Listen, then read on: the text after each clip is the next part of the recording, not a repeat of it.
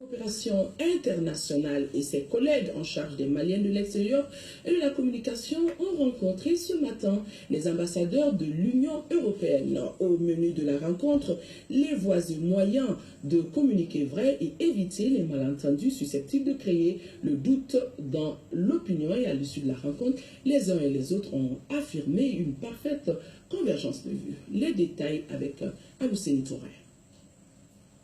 Maliens et Européens parlent désormais le même langage dans ce qu'il est convenu d'appeler la polémique autour d'un prétendu accord de réadmission. En effet, 3 membres du gouvernement ont rencontré les ambassadeurs des pays membres de l'Union européenne en plus du chef de la délégation de l'UE au Mali.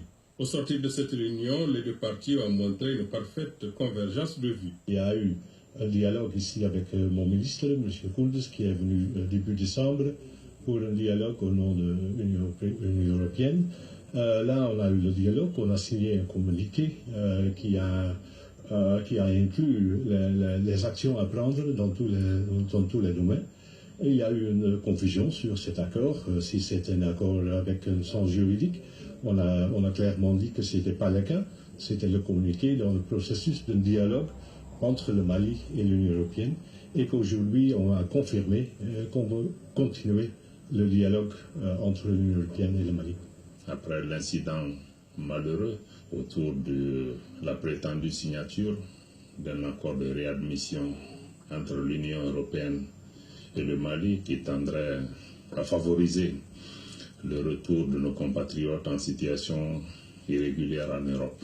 Et dans ce cadre, nous avons procédé à un échange très ouvert avec tous nos partenaires européens qui sont là.